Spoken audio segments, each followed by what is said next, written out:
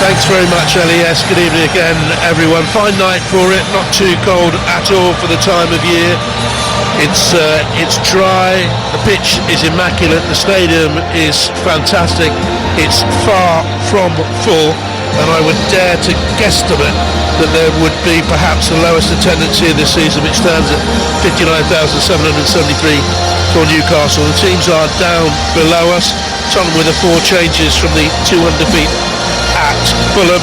Danso, Sarr, Sosa and Tell came on at Craven Cottage. They all started. Sosa's full debut for the club. He joined from Santos in January for 15 minutes. Gallagher, Basuma and Simons go to the bench. Dragusin was injured later on at Fulham. He's not involved. Vicario in goal. There was a rumour here that he was going to be dropped about an hour before kick-off. It didn't happen. So we now think it's going to be a back 5.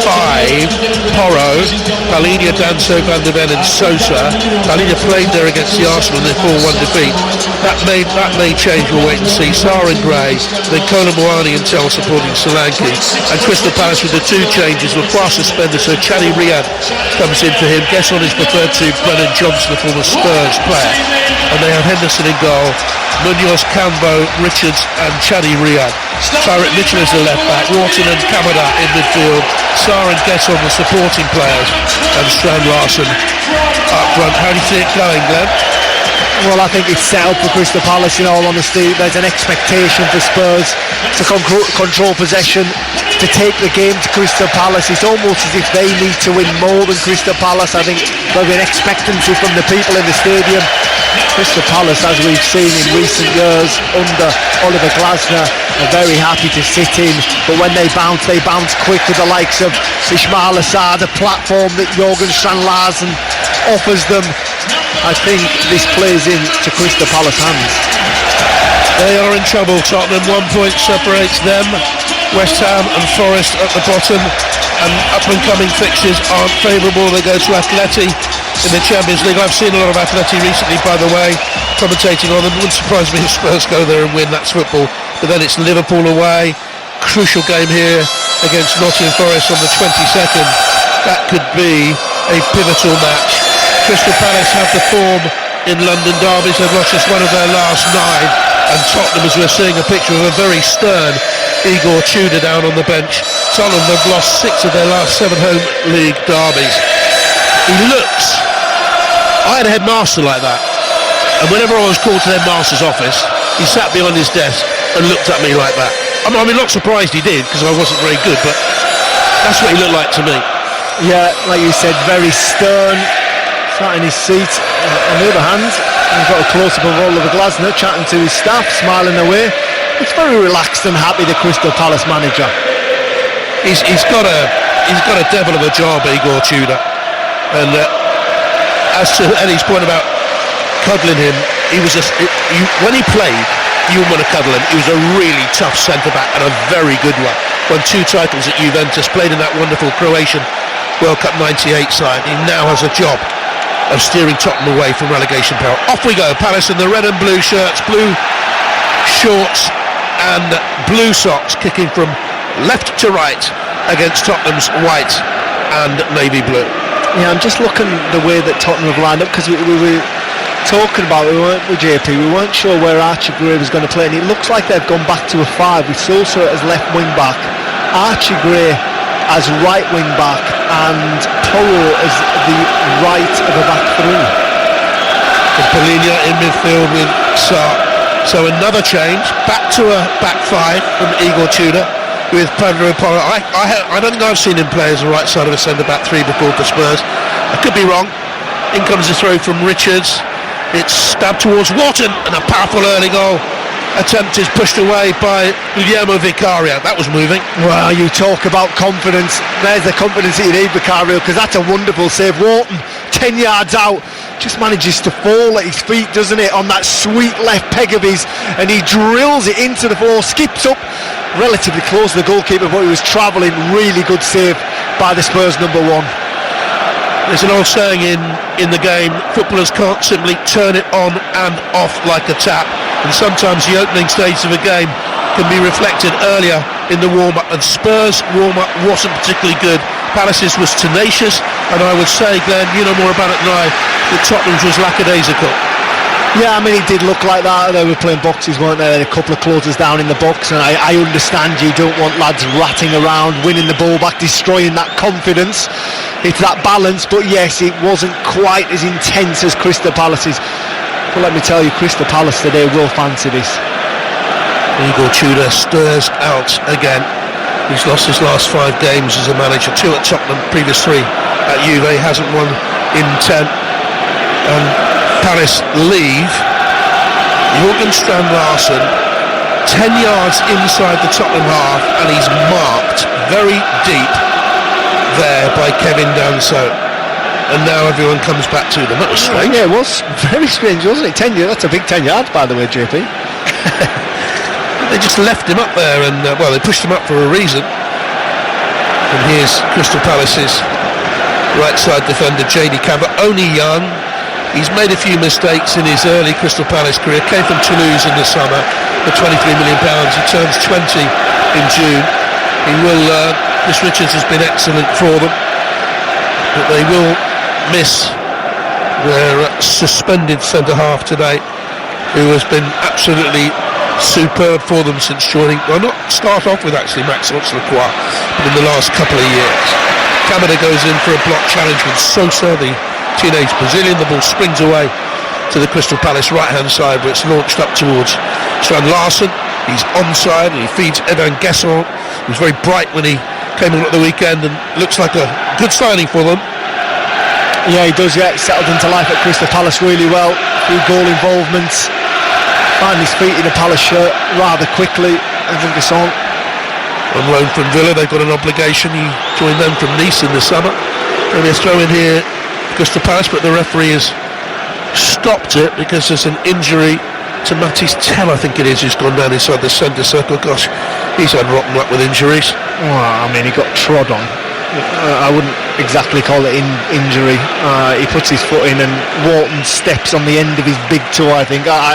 It does hurt in the boots today, not quite made how they once were, but still, I mean, you're in a relegation fight. Yeah, Murray 5 years at Crystal Palace, 125 league games, I think it was, and 47 goals. Never shirked a challenge, gave as good as he got. Strong player up front, nothing would put him off, and yet he's bearing a scar today.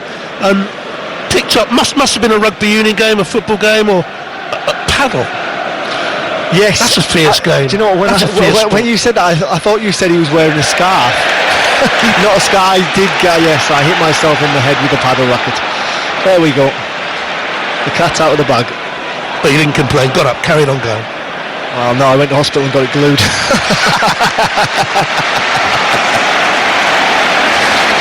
It's a throw to Tottenham on the right-hand side. I'd say... Well, 4 minutes in, you couldn't wait to get that one out, could you, JP? No. Absolutely, mate. It's going to be a throw to Tottenham. That's about 10 yards from the dead ball line. Far side from me. That's just in front of the Palace fans. They've come here in great numbers. Superb support from Crystal Palace over the years, not just as a cup-winning side or a Community Shield winning side. In comes that throw towards the near post. Headed away defensively to the edge of the penalty area and poked wide from just inside the box. I think it was Papisari got the shot away, sort of spun it wide. Tell you what, that's a good throw in, isn't it? He's dropped that right in the front post of Crystal Palace, and there's no one near Strand Larsen. Like you say, once he heads it away, it falls to Sarr, who stabs the effort goalwards, whistles wide of the post. Strand Larsen pulled from behind by Kevin Danso. He started really well. Strand Larsen, couple of long balls up to his feet. He's held it up really well. Nice touch. Obviously, just mentioned that clearance from him. Started brightly, the Crystal Palace man. There's something about him when you meet him. He's very likeable, but there's just something about him. He's got plenty of time left. He's in his mid-20s, 26, I believe. Because on the right-hand side for Crystal Palace, Ismaila Sarr turns it back to Chris Richards with his bushy hair out to the left-hand side of defence to Chadi Riyad, who had a bad injury when he first came to the club. He joined in June of 2024. This is only his 8th game, I think. And there's a lack of intensity from Spurs. They don't really want to press Crystal Palace, do they? They just sat in what effectively you would call a mid-block, allowing the Crystal Palace defenders to have it. They're 6 points down on where they were at this stage last season, Spurs, and in Igor Tudor's defence, this isn't a new problem for Spurs. They picked up 43 points from a possible 156. It's a foul right down below us. It was a clumsy challenge by Sosa. He's going to get a yellow card for it as he brought down the flying Daniel Munoz right on the touchline. Free kick to Crystal Palace. Yeah, Munoz at 1-2. It gets on like he always does, flies down that line, just gets there a fraction before Sosa takes everything, and that is a well-earned yellow card. 7 minutes gone at the Tottenham Hotspur Stadium on 5 Live from the BBC. Coverage of the FA Cup 5th round begins tomorrow night. Right here, Wolves against Liverpool, build up from 7 o'clock, just days after Wolverhampton Wanderers beat them very late on in the league, 2-1. I'm just looking down there now. Munoz hasn't got up. I think he might have hurt his right shoulder when he's landed there, and that will be a real blow for Crystal Palace, especially with the Spurs left wing back now on a yellow card, and seeing Nathaniel Klein warming up doesn't quite fit that profile of Daniel Munoz. Not going to get forward a lot and help the attacking trio of Crystal Palace. Just watching it again, it's a nasty fall, isn't it? Yeah. He's certainly hurt that right shoulder. The physio is with him now. Whether or not he's just badly bruised it, tweaked it, I don't think he's popped it out. No, I think he's done. Do you? Well, concern on the face of Oliver Glasner with his big black sort of puffer jacket and coat down below us, talking to his coaching staff. Brunmeier, the former Austrian international striker, Paddy McCarthy, 8 years as a Palace player, down there as well. I'm surprised we've got Sosa and Klein warming up below us here. Does Brennan Johnson not fit that profile better? Struggled, hasn't he, since joining from Tottenham, Brennan Johnson. Looks like that CT joint of Munoz. It's going to be a free kick to Crystal Palace. It's a yard in from the near right-hand touchline, 0-0. 9 minutes gone. Goalless Tottenham, Crystal Palace. And in it comes from Wharton. Clipped on inside the penalty area. Sarr got a touch, and it's just pushed out of play for a Crystal Palace throw-in. They look the more confident side, Spurs. Yeah, Spurs packed the box, didn't they? They had 10 players inside their own 6-yard box, allowing a couple of players on the edge that they could have just played the ball to. Crystal Palace opted to put it in. Asked the question. Looks like Munoz is going to come back on. Charlie Rio comes to the near side of the 6-yard area with a long throw by Chris Richards. It's beyond Riyad and headed away. Comes back out to a red and blue shirt though on 5 Live. Nearly 10 minutes gone goalless. Here's Tyrick Mitchell all the way back to his goalkeeper. A little bit of late pressure on it from Pedro Porro. Well, it's Porro that's run right across his back four, out down this left-hand side, all the way up to Henderson, and then now he's retreating back to that right centre-back slot. And it got a little bit of a warm applause from the fans, a little bit of desire. He's definitely a tryer. He's Pedro Porro. He's built for a wing-back system, really, isn't he? He's a better right wing-back than he is a right-back. He's playing right-side centre-back 3 tonight. In the same way that Udogie is a better left wing-back than he is an orthodox left full-back. I'm just looking at Munoz, he's holding the arm, he's not running properly, see, he's holding it like a broken wing. Reminds me of Franz Beckenbauer all those years ago when he played on with his arm in a sling. Made him tough in those days. It's going to be a throw-in for Crystal Palace. It'll be a long one. Chris Richards will take it. It's 10 yards from the dead ball on its right-hand side. It's 0-0. Wharton comes close with his orange boot, short-sleeved shirt. One of the Palace players wearing short sleeves. Strand Larsson's in the 6-yard area mix, and it comes looking for Strand Larsson, partially keyed away. There's Munoz, he's hurt his shoulder in trying to get the shot away, and he signalled to the referee can't go on. Richards has cut the ball in play, pulls it to the far side of the box. Kamada brings it down here then for Crystal Palace, draws a low cross in, the goalkeeper saves, and down will go Daniel Munoz, and his day is indeed done. The referee has stopped play. Is that right? Well, we're seeing this more and more in the game, and I know it gets supporters frustrated. Head injury, yes, but another injury, and I know he's hurt, but the game's been stopped here for what isn't a head injury. Yeah, his evening's done, without doubt. There's no question of that, but just sitting down, I don't think the referee should really stop the game in that instance. Spurs wanted to play on, they wanted to use that momentum. Referee thought otherwise, pulled them up, and it looks like Munoz is done holding the arm. He did get a shot off, didn't he, on the edge of the box there, but he just didn't, his balance wasn't quite right, and now his arm's in a makeshift sling. Using his Crystal Palace shirt as a makeshift sling as he comes off by the foul by Sosa that brought the 19-year-old Brazilian a yellow card. And the worry for Crystal Palace is, not only is his day done here, will he be fit to play AEK Larnaca on Thursday. There was just a suspicion there when he got a shot away, it hit a Tottenham player on the arm. It hit Pabsar, it wasn't a handball. Yeah, it's a big blow for Crystal Palace. Igor Tudor walks out because Daniel Munoz has meandered off the field, only just got off there now. Igor Tudor comes out, arms are stretched, asking the referee, what's going on? Why did you stop it? Why is he walking off so slowly? Well, this will change if the new laws are brought in time for the World Cup or in time for domestic football around the globe next season. We'll have 10 seconds to get off the field of play, and if he doesn't, then the oncoming player will have to wait a minute before he can come on. I'll raise a question for you. What if the player going off can't get off in 10 seconds because he's injured? It takes him longer than that. Oh, I was going to ask that question to you, JP, but you've answered it, thank you. It's a bit of a strange one, that, isn't it? It's going to be a corner kick for Tottenham on the right-hand side. I'm sure these changes to the laws are well-meaning, but are they clearly thought through? On comes Clyde. Such an experienced Crystal Palace player, of course. And he replaces Daniel Munoz for his 249th game in his two spells. It'll be a corner kick, meanwhile, for Tottenham on the right-hand side, 0-0. Approaching 14 minutes. Sar's just been allowed to walk out there and play a 1-2. Sosa with the cross into the middle. Alenia was in there. It's half-handed away. The cross was aimed at Dominic Solanke, who couldn't get off the ground high enough. Now here's Matisse Tel. Oh, he's dangerous here for Tottenham. He's into the penalty area, shoots. Henderson very nearly spilt it. And that's the best we've seen from Tottenham.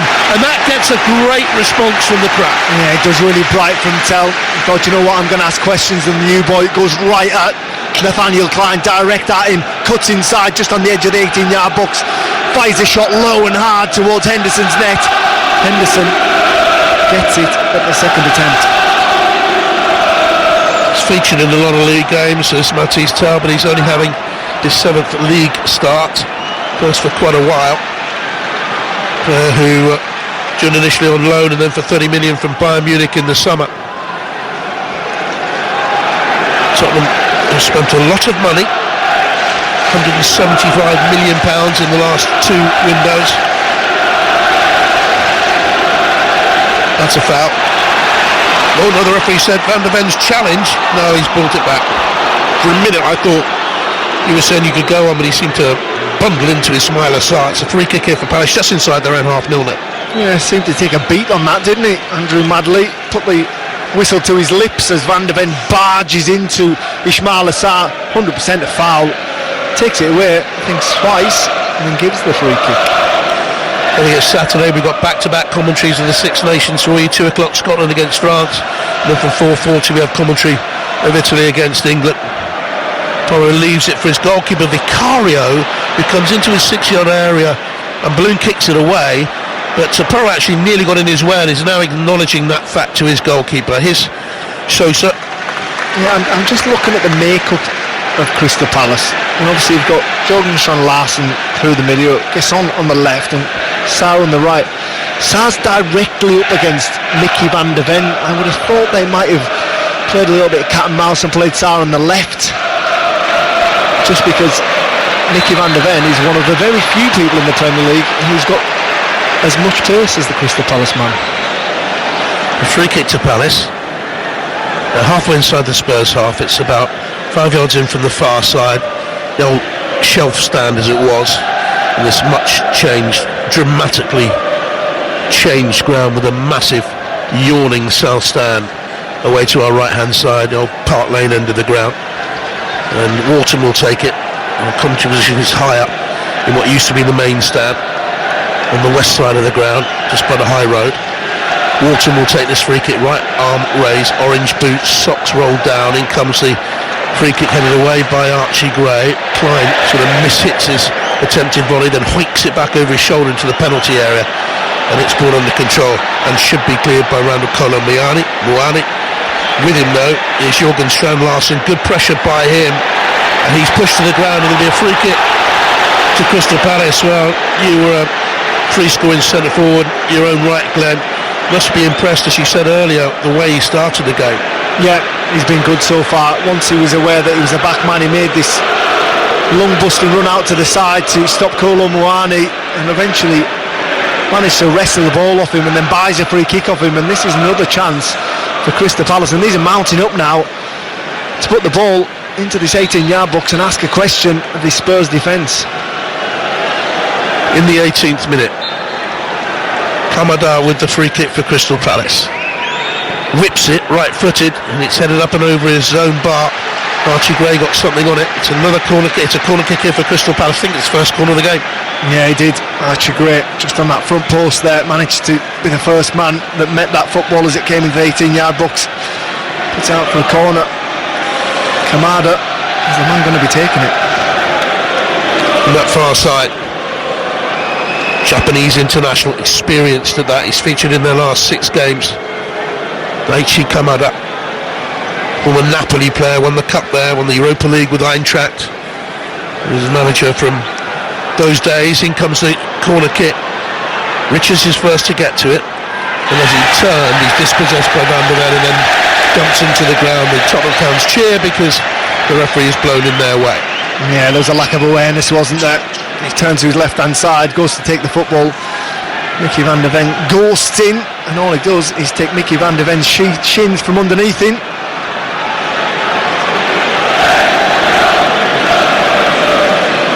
In came the corner kick. It was flicked on at the near post, hit Archie Gray on the bottom of the elbow, but can't give penalties for things like that, surely.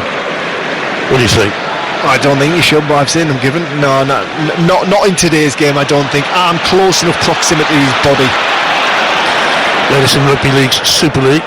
Wakefield 4, Hull 6. FA Cup up and coming on 5 Live this weekend. And of course the big one is coming. All the games live in the summer from the United States of America, Mexico and Canada, the 3 host nations. Will they be? Well, we'll wait and see. Out wide to Porro on the right hand side. Tottenham have possession. Wonder if he'll ever win a FIFA Peace Prize, Pedro Porro. It's Tottenham in possession. Bit of frustration there from the Spurs fan as Porro just paused on the ball for a second. Plenty of arms waving, voices shouting, get forward. Long bent ball into the heart of the Palace defence when Richards got it away. Kamada's touch to Wharton, but then it's misplaced as he angled the ball out to the right hand side. Porro rushed onto it and stabbed it out of play. They are rushing a little bit, Tottenham, at the moment. Need to relax a little bit perhaps, but that is a mark of their brittle confidence, I would say. Yeah, a mark of their situation. I remember the last time they went down 76-77 into the old Division 2. Keith Birkinshaw brought them straight back up, and within 4 years they'd won the cup twice and the UEFA Cup. Ricky Villa had come in, Ozzy Ardiles had come in, Glenn Hoddle was here. Relegation needn't be terminal, but it'll be a huge blow for this club and this stadium. Massive. They'll lose millions. Van der Ven is a very good article on the website, by the way, BBC website, about what relegation will cost. Van der Ven is just nudged to the ground as he made that run through the inside left position, bowled over by Strand Larsen, who gets a yellow card. Yeah, recovering, typical centre forwards challenge. Fortunately just hasn't quite got the pace to stay with Mickey Van der Ven. Just nudges him in the back. Mickey Van der Ven goes over as he's approaching Crystal Palace's defensive territory. Madley has brought out 2 cards so far. We're nearing the halfway mark on 5 live, goalless. Here's a free kick for Spurs though. What can they do here now? Sosa stands on the ball. Tell is there with him, he just nudges it to Matisse Tell. Back out wide to Sosa, bends the cross in, it's promising. It's headed away back inside his own penalty area though by Strand Larsen. And now Tottenham will look to build on their right hand side. Porro to Sarr. Papsar back in the starting lineup, drops the ball at the feet of Sosa, this 19-year-old. And 36 minutes against Manchester United, 11 minutes against Fulham, gets his start tonight. And now Paulinho's not been in the game, angles the ball low and flat into the penalty area, partially cleared by Richards. And in the end, Adam Wharton sweeps his left foot at it and hoists it up into the sky, back into the centre circle. Tottenham have possession. Yeah, 22 minutes in, this is Spurs' best spell of possession. Starting to ask questions of Crystal Palace. Good sustained possession, pinning Crystal Palace in.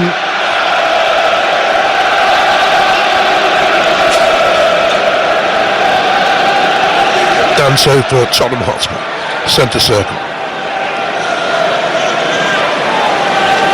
Out to Sosa on the left hand side, 2 Palace players on him. And it's cleared away by Mitchell infield. Kamada is fouled. It's a free kick, and the Tottenham players aren't happy about this, Glenn. Yeah, no, because Kamada turned blindly, which is well within his right to do with his left hand shoulder, and he turned into Andrew Madley where he just had to take a beat.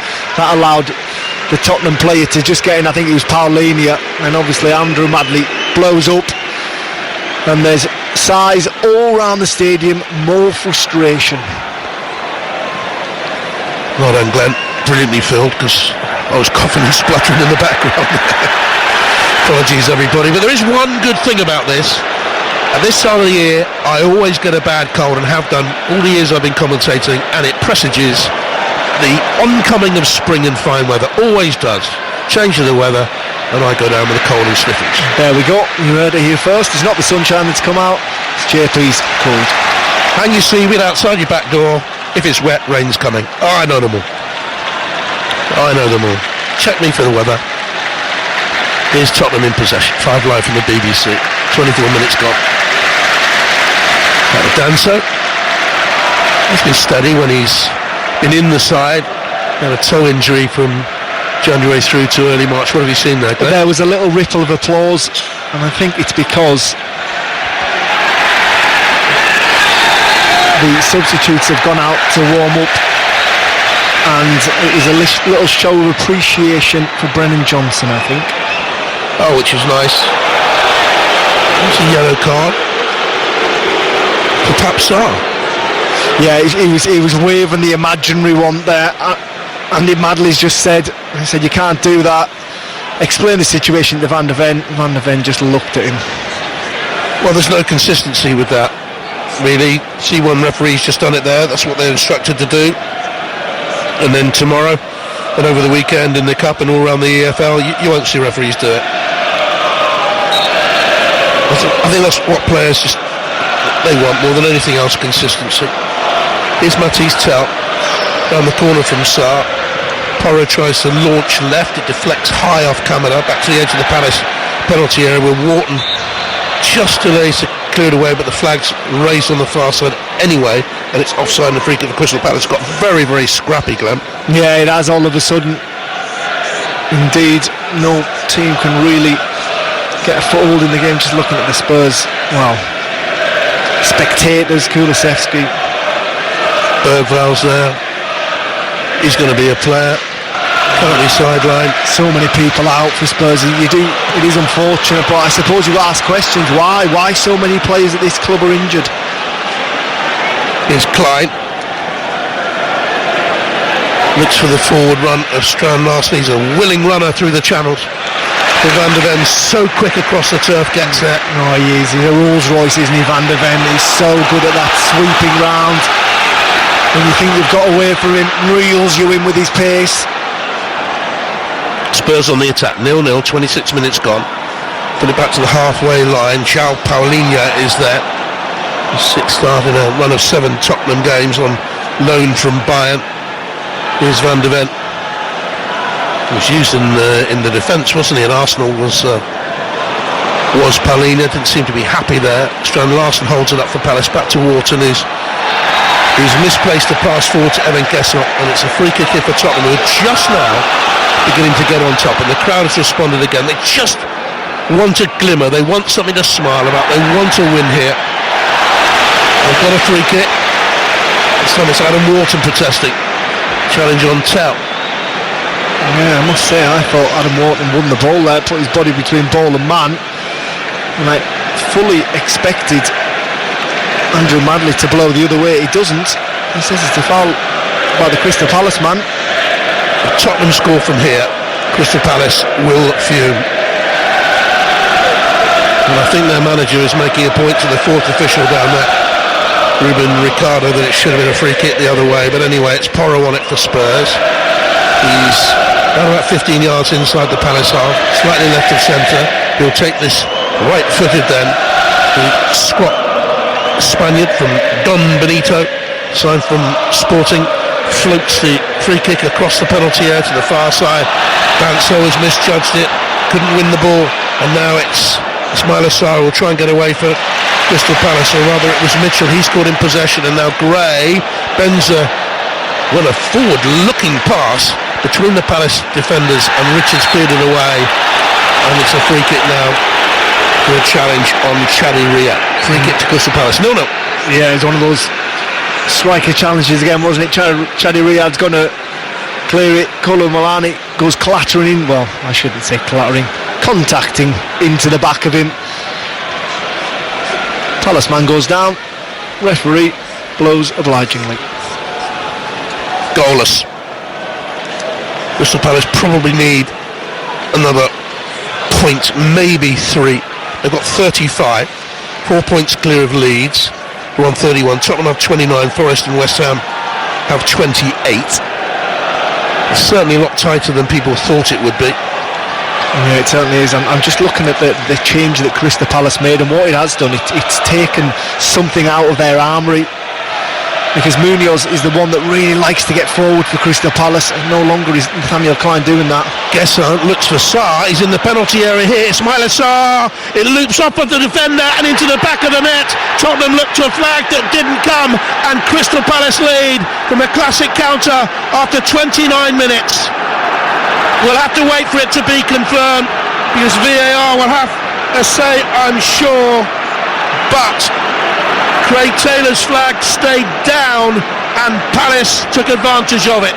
1-0 to the visitors. Well, it's a strange reaction, wasn't it? Because all the Spurs players just stop and look towards the referee, and Ismail Assar, who's away in the corner celebrating, confused almost. But this is Crystal Palace at their best, breaking with pace and intensity into their centre forward, who holds it up, plays it round the corner to Casson, who plays a straight ball. This is going to be really, really tight. I'm looking at it with the cut of the grass, but it's Ismail Assar that gets away, takes it down the left-hand side, hits a shot back across with his left foot, takes a big deflection off Porro, which loops it up and over the goalkeeper into the far corner, nestling into that bottom corner, bounces into the top of the goal.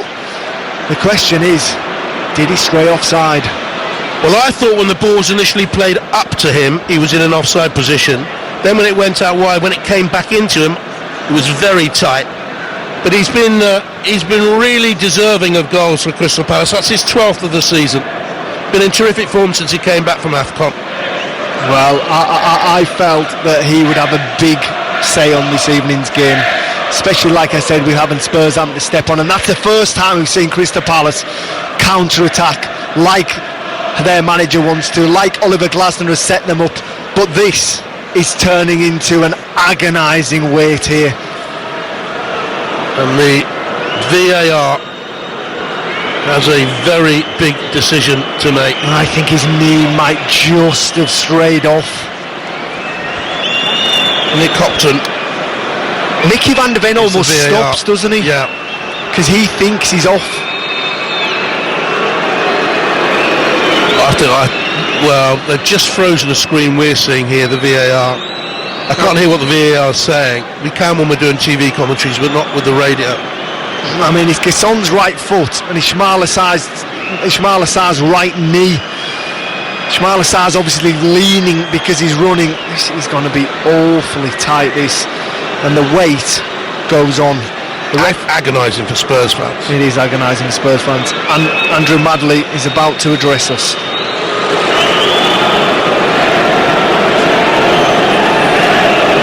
We're seeing replays in the ground.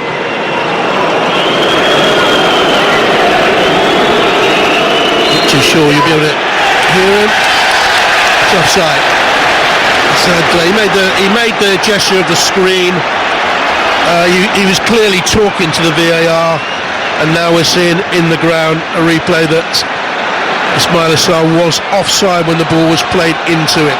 It was the last ball. It was his forehead, and it was a matter of centimetres. It's a warning sign. This is the loudest the stadium's been all evening.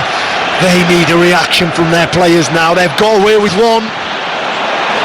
Well, you can score with your forehead, and it's deemed that his forehead was in an offside position. His forehead was in an offside position. What are we coming to? When the Crystal Palace joy sucked out, and so much joy is being sucked out of the game. Here's Van der Ven. And Tottenham, can they come back into it? Here's Sosa. Left-hand touchline, rolls back to Polina. Will that galvanise Tottenham now? Danso, centre circle, 0-0. Tottenham won just one of their last 13 home games in the Premier League, lost 8 of those. Beat Brentford 2-0 in December. In their entire league history, it's only the second time they've had just one win in a run of 13 plus games. Here's Tell from the edge of the penalty, shoots, big deflection, carries it out wide for a corner ball. He's the one, isn't he? He's the bright spark for Tottenham. Gets on that right foot again, sends it goalwards, deflected in the middle of the area for a corner, and as he goes out to take that corner, waves his arms. He wants more noise around the ground. Short corner by Spurs, back to Tell, better angle, hoiks to the far side. Gray stretched, couldn't head it back across the penalty. Wharton is tucked up behind him. Richards comes in from the other side. Gray's gone beyond both of them into the dead ball line. Did he run it out? It's into the middle. It's tucked in by Dominic Solanke. Now the big question here, was the ball out of play? Spurs fans don't care. Moments ago they thought they conceded. Now the big scoreboards in each corners of the ground shows Tottenham 1, Crystal Palace 0 on 5 line. Well, Archie Gray does it ever so well, doesn't he? He's got his back to goal. He manages to get turned and dance along the byline, keeping the ball in, and he puts a low hard ball into the heart of the 6-yard box, and it's Dominic Solanke, the number 9, who duly obliges, gets a toe end onto it, spins up off that toe end into the roof of the net. Did Gray run it out? No, he didn't. That ball is still in play. Do you know, it's a really good finish because he lets that ball come across him. Solanke uses all the pace on it, opens his left foot up and smashes into the roof of the net and sends this place absolutely wild. Igor Tudor spins and punches the air. Well, that could be massive for Tottenham. Dominic Solanke's 5th of the campaign. The campaign ruined by the ankle injury that kept him out until mid-January. What an important goal that could be for Spurs. Well, how a game can change in a matter of moments. You think you're one down, and I did say, what's the reaction going to be like? That's the loudest the crowd had been. There's your reaction to go 1-0 up. All of a sudden, there's noise in the stadium. Has a protruding forehead turned Spurs season around? What I will say, when you look at that goal from Crystal Palace point of view, it's really poor defending. Adam Wharton's really tight to him, can't get away. Palace now getting away down the right hand side. Sarr carrying the game to Tottenham, bends across him, hoisted away by Danso. Back out to Sarr. Tottenham leading 1-0, 10 to go in the first half. Crystal Palace's Riyad, Chadi Riyad has it. Halfway inside the Tottenham half, returns it to the right, prodded down the line then for Palace to Nathaniel Clyne. In comes across from JD Cambo into the box. Danso climbs, headed away, thinks he was fouled by Strand Larsen. Go on, says the referee. Crystal Palace have had a lot of the ball in possession here. Daichi Kamada. Back to Chris Richards. He was also beaten by the spin of Archie Gray for that goal. 2 Crystal Palace players put out of the game. Yeah, what I was going to go on to say is Wharton's in full control of the situation. Archie Gray's looking towards the stand on the far side, and Richard tried to rob the ball over his right shoulder, but he turns over his left. No one there, dances into the 18-yard box and supplies his number 9 with a little bit of creation. Gesson forward for Crystal Palace. The Strand Larsen tries another flick off to Sarr. He's in the penalty area, goes down, claims he was being pulled back by Van der Ven. He's given a penalty. Oh, I'm not sure about that. There's a Van der Ven's been sent off. Well. 3 minutes ago, Tottenham joy. They led 1-0. Now, the referee has given a penalty for Van der Ven, denial of a clear goal-scoring opportunity, pulling Sarr back. He's immediately red carded, and Igor Tudor, grim face, shakes his head down in the dugout. Well, he's right, because it would be the denial of a goal-scoring opportunity, but was it a denial of a goal-scoring opportunity? I'm just getting another look. Strand Larsen heads it on. Sarr's on the wrong side, and it's momentary, it's fleeting, but Van der Ven, without doubt, gets Ismaila Sarr in an arm lock and just yanks it down for a glancing second, but that's enough to stop the Crystal Palace player meeting that ball before Vicario. And I actually think, on second glance, I think the referee's got that one right, JP. It was the sort of the motion that pulled Sarr's arm down to the ground that counted.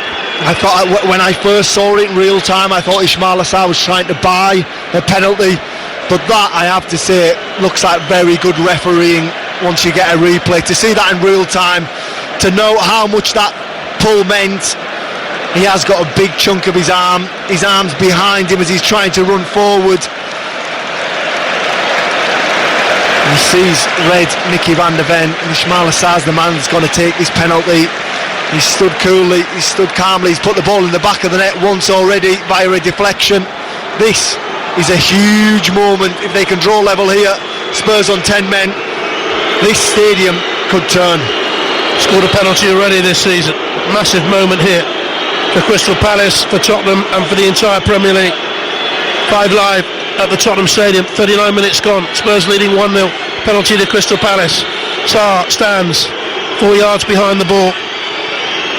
Left foot slightly in front of the right. Starts his run up here. Ambles into it and puts the goalkeeper the wrong way, very, very coolly. And it's Tottenham Hotspur 1, Crystal Palace 1. Yeah, it's a very cool penalty, isn't it? Really slow walk up, couple of little trots, waits for the goalkeeper to go to the left. He puts it to the goalkeeper's right into the empty side of the net. When the pressure's on, that's the man you want taking your penalties. A wonderful spot kick by Ismaila Sarr. And all of a sudden, now, this place, 39th minute, I'm watching, people are heading for their exit. Are they heading for the exits because it's almost, well, it's 5 minutes at half time, or are they just heading for the exits? Well, they might be going out to get a cup of tea. Let's give them the benefit of the doubt. It's 1-1. There's someone being escorted out of the stadium by 2 amber-clad security officers down below. Conor Gallagher's going to enter the field of play. Yves Bissouma's going to enter the field of play. 2 substitutions. Tottenham down to 10 men for the last 50 minutes of the game. 1-1, launched long by Danso, looking for Tell.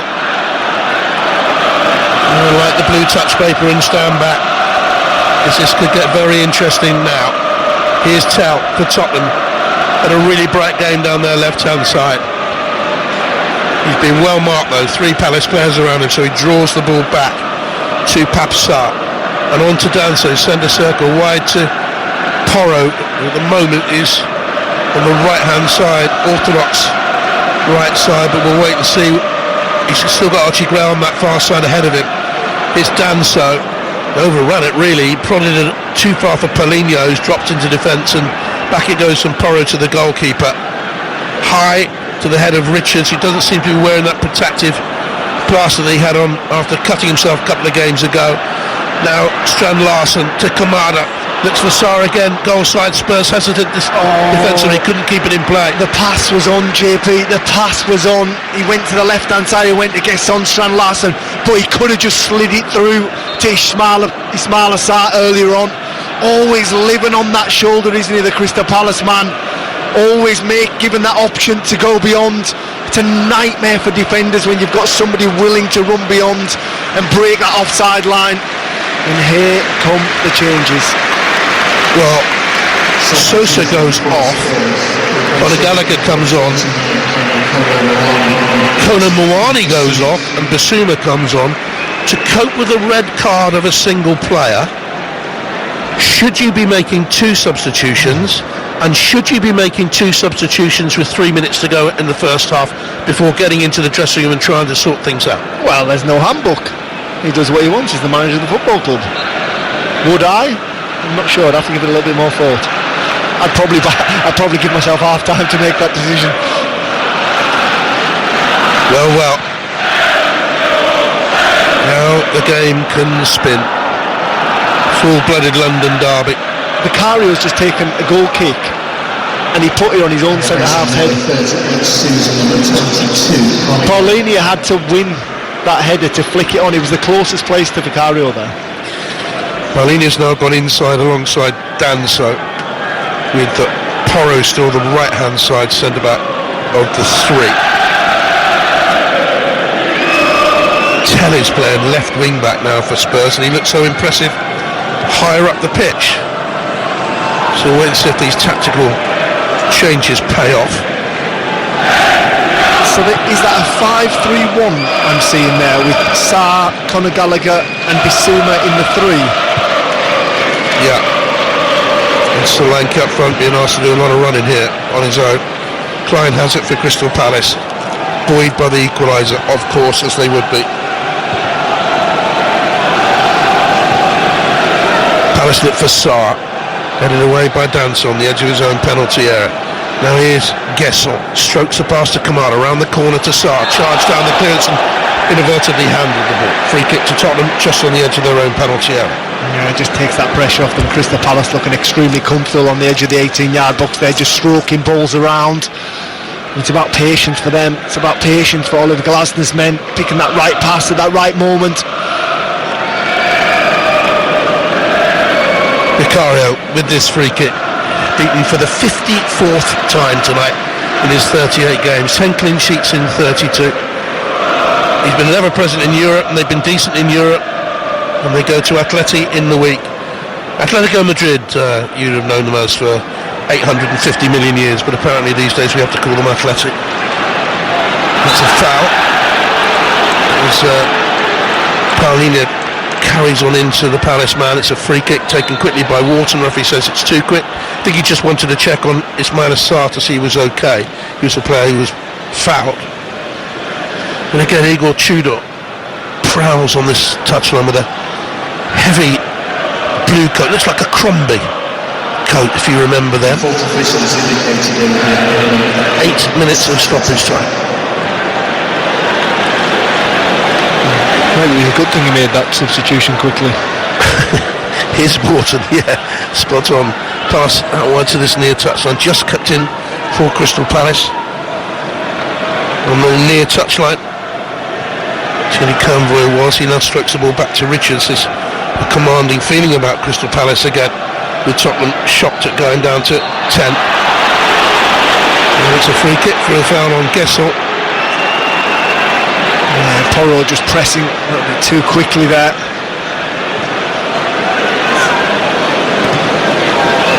Wharton for Palace tries to stroke the ball to Strand Larsen on the edge of the penalty area. Well played by Tell, gets it away to Gallagher. Tell, it's a dangerous pass, square across the line of his back four, picked up by Palace. Wharton to the box, Strand Larsen nutmegs the goalkeeper. Crystal Palace are 2-1 up at Tottenham Hotspur. A minute into stoppage time, and Spurs have shot themselves in the foot there. Well, they win the ball high up.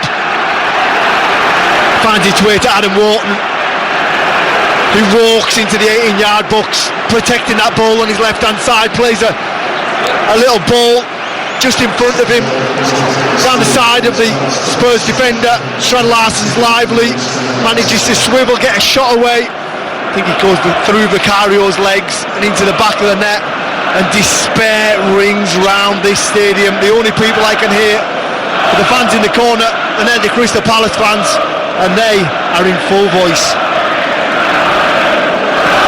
Given away by Tell, never pass the ball square across the line of the defence, I was once told, into the penalty area.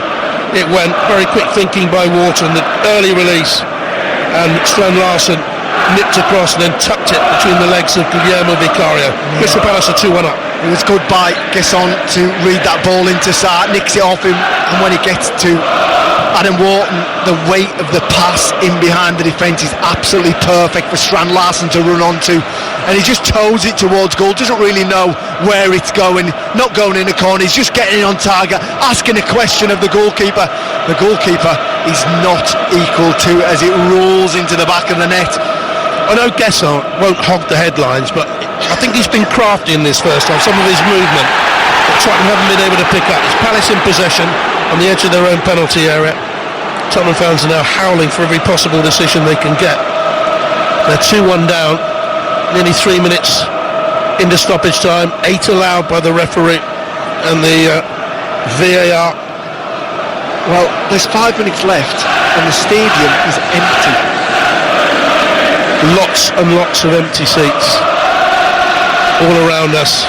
Whether or not they're leaving or whether or not they're going out for a half-time cup of tea or a pint and a pie, their team are trailing 2-1, and that, I think, sums up the mood around this famous, wonderful old club now in the mire of a relegation battle, and they are really in a relegation battle. If they didn't know they were before today, and goodness me, they should have known, they'll know tonight if it stays like this. Crystal Palace have possession. Young J.D. Cambo. To his left is Wharton, and on it goes from the fair-haired Wharton to Kamada, who's played well for Crystal Palace tonight. Across from the left-hand side by Riyad, Chadi Riyad, partially cleared. Spurs look brittle. They had to readjust, bringing those 2 substitutes on, having lost Van der Ven to a red card. And they haven't sorted themselves out yet. Wharton showed a little bit too much of the ball to Solanke, but Solanke wasn't having a challenge. Yeah, there's a pass on there. Strand Larsen just ran down the side of Paulinia like he did for the goal. If it was a better touch by Wharton, he would have seen it. A little bit lacklustre, just let the Spurs man close him down, but Crystal Palace are camped and keeping the ball very easily without any pressure. Cambo to Wharton. Richards, Tottenham camped within 18, 24, 30 yards of their own goal to count the alternate light and dark strips of grass, each of them 6 yards broad. Wharton, 5 live from the BBC. Crystal Palace 2-1 up at Tottenham. Wharton, back to Richards, angles the ball out wide to this near side. Cross comes in from Klein and it's steamrolled away by Basuma. Another play for a throw-in to Crystal Palace on their right. A Tottenham fan behind the goal at that end of the ground leans forward, bespectacled, grey beard, puts his head in his hands. The young Tottenham fan also there in the change strip of blue looks deeply worried. There's concern etched on the faces of the young and old of this football club, Tottenham Hotspur. Training to Crystal Palace 2-1. Richards will take the throw. And it comes looking for Riyad. It's a firm header away. Porro it was. Back out to the right-hand touchline and they'll settle for another throw in. Founded in 1882 by members of the Hotspurs Cricket Club led by Bobby Buckle. The first president was a Bible teacher at the All Hallows Church. John Ripshire, you're talking about a football club that has been champions twice, the FA Cup winners 8 times, one in Europe, respected around the world, and in deep relegation peril. But now they go over the halfway line. Solanke, powerful, just let the ball slip away from him, and Mitchell, calm as you like, and no pressure in the end actually, turns it square and Palace redeem possession with 51 on the clock. Well, I'm sitting here, I'm wondering, does Crystal Palace keep the ball with ease? Spurs just sat in, letting them play around them, which I understand, they're down to 10 men. They need a new game plan in half-time, but I'm just wondering how the manager gets them back into this. Waters, a lovely ball through to Sarr. Vicario hesitated. Sarr nips in, tucks it beyond the hesitant goalkeeper, who was caught in no man's land. And Crystal Palace are 3-1 up at Tottenham, deep in first half stoppage time. And now they're flooding out the Tottenham fans. Well, it's a wonderful ball, isn't it? And I said Crystal Palace had to be patient, and they passed it and they moved the ball. They manipulated Spurs, and at the right time they put the right ball into the area. And it's that man again, Ismaila Sarr, always that option beyond. He beats the offside trap and just prods it goalwards, and it rolls agonisingly slowly over the line. It's Adam Wharton again. It's a wonderful pass from the right hand side, opens his body up, he plays it into the middle with his left foot beyond Paulinho. Sarr runs between Paulinho and Porro, get in between the triangle of the three of them as the goalkeeper comes rushing out, and it's the deftest of touches as he turns it goalward, and it rolls into an empty net as Vicario slides on his knees in the wrong direction, and Crystal Palace have their third goal of the evening before half-time. Well, if the mood building up to this game in this area of North London was gloomy before the game, it is now despairing, and the boos begin to ring out. But I'll tell you what's more disturbing than that for Tottenham Hotspur Football Club. It's not really loud booing. It's almost a feeling of disdainful resignation of what they believe is going to happen to this. And Igor Tudor, the interim manager, stands hands crossed. It's a mission impossible for him. Well, do you know what, JP? I mean, they may get back into this game. Who knows what will happen in the second half. We never know with Premier League football. But what they don't need this to do is get ugly, because that'll only dent their confidence even more. And do you know what? If you are in a relegation battle, without checking the goal difference, the last thing you want to be doing is shipping goals, because with three teams in it, it may boil down to that. You've still got more than 4 minutes to go, first half stoppage time. I first came here in 1971 for a League Cup semi-final. Bristol City played at Spurs. The Spurs Giants, they were. What names they've had at this football club over the years. That is half-time. Sorry, I miscalculated the time on the clock on the far side. The half-time whistle blows, and the ghosts of all the Giants must be swirling unhappily, because Tottenham Hotspur here in 25-26 are dismal, forlorn, and 3-1 down to Crystal Palace at half-time. Sarr for them, Solanke equalised. Sarr thought he'd scored after 29 minutes. Goal ruled out. Solanke put Spurs ahead after 34. Then from a penalty kick that saw Van der Ven sent off for denial, Palace were level, and within minutes they were 2-1 up in stoppage time, and then 3-1 up. And what a half this is for Crystal Palace, Glenn Murray, and for Tottenham Hotspur. Well, we were questioning, weren't we, JP, where the fans were going. I can see a shot of the outside of the stadium, and they are going home without any doubt. And to be honest, I can understand why. It's been a poor performance. They got away with one, didn't they? It was a warning shot from Crystal Palace. It was a full red offside by Ismaila Sarr. It was the right decision, don't get me wrong, but the warning signs were there, and they reacted. They took the lead. It was huge. All of a sudden there was a bit of positivity around the stadium, and then from that point on, it's been all Crystal Palace. Ismaila Sarr, like you said, once again, Strand Larsen with an underlapping run pokes it goalwards. Ismaila Sarr again in the 47th minute. And the place is deadly silent. It is absolutely deathly silent here. They can't blame Daniel Levy, the Spurs fans these days. Non-executive chairman Peter Charrington, what's his football background, they might be asking that. And certainly the CI Venkatesham has work to do here, because Tottenham need to turn around their fortunes, Ellie, very, very quickly. I've said twice tonight, I remember them going down in 76, 77, and there are real echoes of this, because that was a terrific Tottenham Hotspur Football Club at that stage, and they let things slide. They let things slide, and they paid the penalty, and they were relegated. and here they're letting things slide.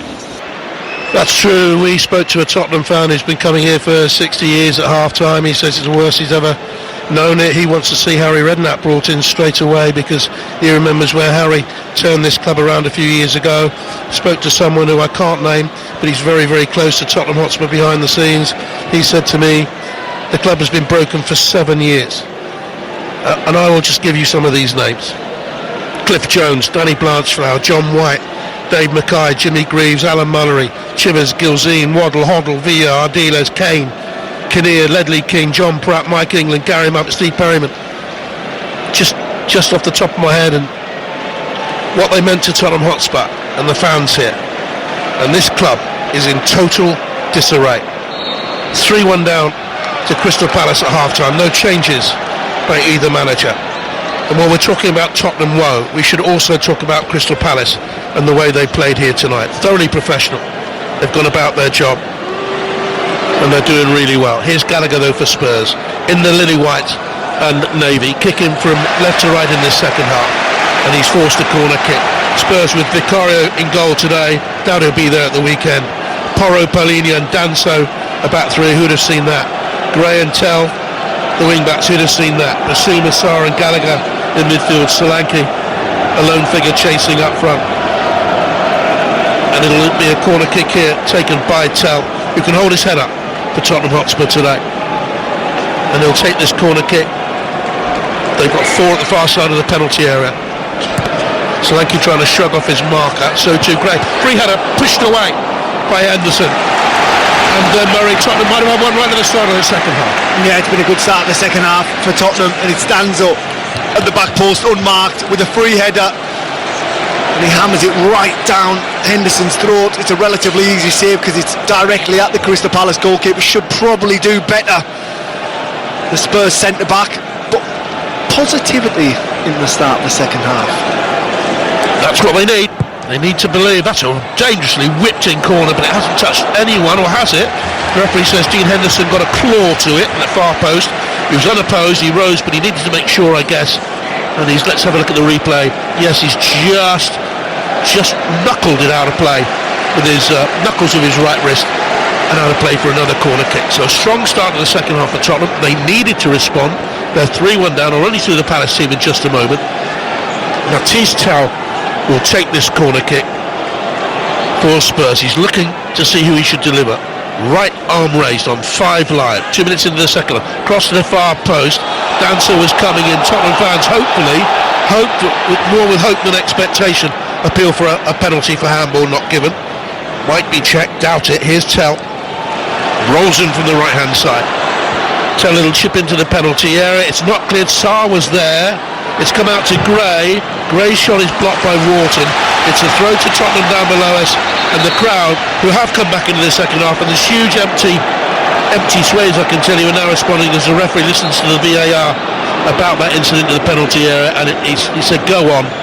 There was no handball in there against Charlie Reard, I think they were looking for, but anyway. Yeah, it does come off his arm, but he has no idea about it, does he? Never been a penalty, just a slight pause by the referee.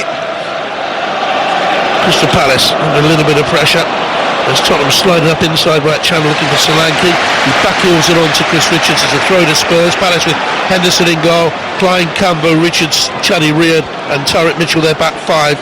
Klein on very early on to replace Daniel Munoz, who went off with what looked like a shoulder injury. Wharton and Kamada hard on midfield. Sarr and Gesson supporting Strand Larsen. And it's going to be a long throw in for Tottenham to be taken by Kevin Dancer. His long throw is taking so much time these days, and that's easily collected by Henderson, unopposed. He'll drop, he'll look to clear it away, and he'll now take his time, I guess. Well, it's all been Spurs so far in this second half. This is the first couple of touches Crystal Palace have had. They've won 2 of their last 3 against Tottenham. Tottenham have won 16 of their last 21 in the Premier League against Crystal Palace. Historically, it's been a good fixture for them. And all of a sudden, as Wharton is pounced upon there by Basuma, it looks as if Tottenham have come out with new heart in this second half. And as the days go on, home match against Nottingham Forest on the 22nd of March looks all important. Solanke physical with Richards, needs to be. Pushing on Sarr, puts Klein under a little bit of pressure. They are a little bit more physical at the start of the second half. Yeah, they've got a little bit of a spring in their step, Spurs having this second half. Putting the ball up to Solanke, getting bodies around him as much as they can. It's a fast pace for 10 men to keep up for a full second half, but they need to find a way to get back into this game. A win for Palace would take them to 38 points, way beyond what has been the average safety mark in recent seasons. But I think it was a Carling Opta, Opta I should say, supercomputer at the start of the season that said 36 would be the mark this season, which is higher than normal as well. So we'll wait and see. Here's Klein, halfway inside the Spurs half. Tottenham down to 10, don't forget. Wharton into the middle. Sarr inside the penalty area, was dispossessed, but Danso has run it out of play, run his dead ball line. It's a corner kick right in front of the Palace fans who loved every minute of that. Yeah, and it's a smaller side. It's all too easy for Crystal Palace. Once it's played into Adam Wharton, plays it out wide to Jorgensen Larsson, a straight ball into the 18-yard box to find Ismaila Sarr, just playing through and cutting through Spurs with ease at times. Crystal Palace ending in this corner kick.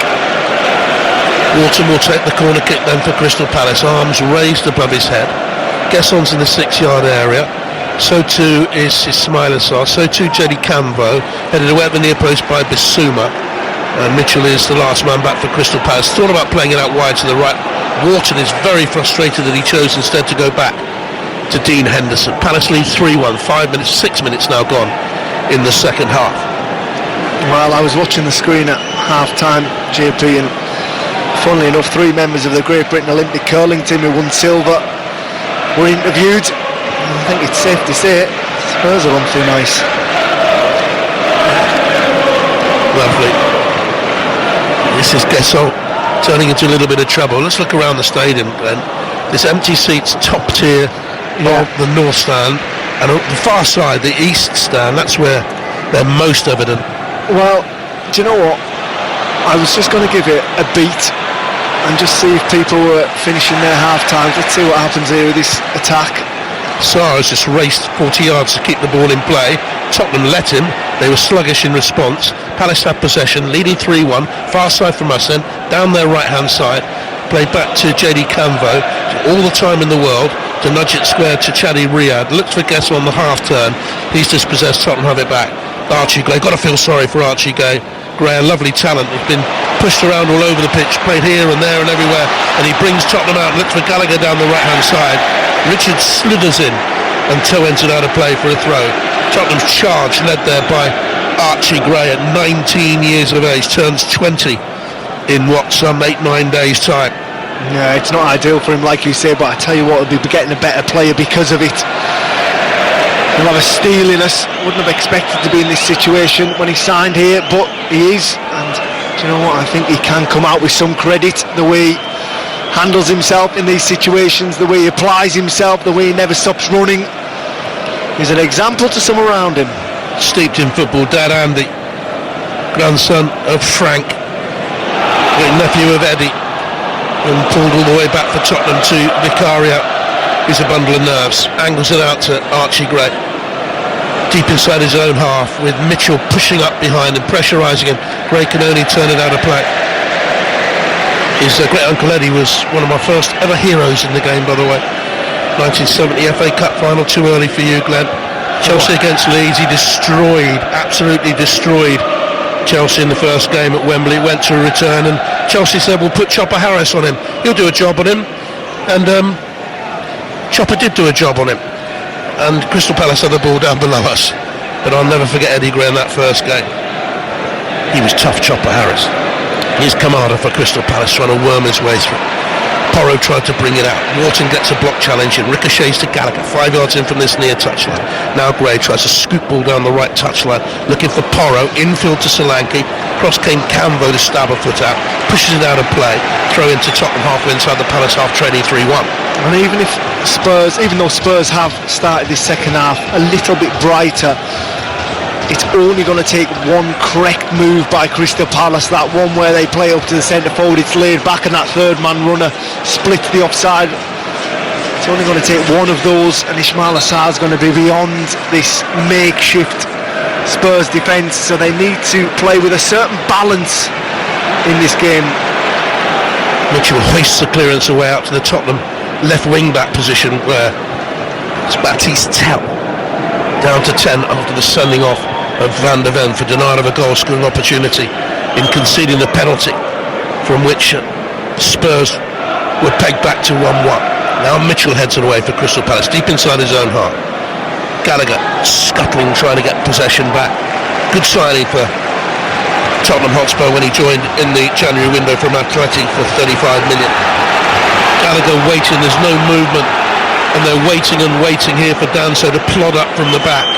Crowd getting frustrated, he's not going to take the throw-in the end, Pedro Porro is, and that's time wasted when you're 3-1 down. 10 minutes into the second half, listen to the Tottenham fans. They're not liking it. Gray, nice spin again from Archie Gray, and comes across just too high for Solanke, goes to the far side of the penalty area. Tell for Tottenham, promising this, pulls it back, Palhinha shapes to shoot, wide it goes. Stays 3-1 to Palace. Oh, it was nice by Archie Gray down this right hand side. He just wriggles away, doesn't he? He lifts a ball which I thought was going to be perfect into the middle of the box. It's just slightly high for his number 9, floats over Solanke's head, eventually it arrives at Tell, and he just hesitates a little bit too long before he lets his shot off. And from that point they go further and further back. Palhinha curls a shot from pretty far out, wide of the target. Gallagher for Tottenham, not a great ball in, Gesson caught in possession. Here's Porro onto Archie Gray, nips between two defenders, Gray's into the penalty area, no free kick as he's nudged down, and Richards passes it back to the goalkeeper who clears, and Tottenham fans howl for a penalty. Lovely run again from Archie Gray, their best player on the night. Yeah, really good by Archie Gray. I like him a lot, the way he's kept going. He's been a shining example, but I'm just looking at Pedro Porro and he's waving his arms at the fans, asking for more noise, like, come on, you've got to look after your own performance. They're still here. Danso will take a long throw in for Spurs now. Into the edge of the 6-yard area, Strand Larson gets it away. Scorer of Crystal Palace's second goal. Porro has it. Exactly 12 yards inside the Crystal Palace half, plumb dead centre. Danso's to his right, angles it back to the fullback, the Spanish international fullback. Danso has it back in the Tottenham Hotspur, just inside the Palace half, and he turns it 30 yards back to his goalkeeper Vicaria.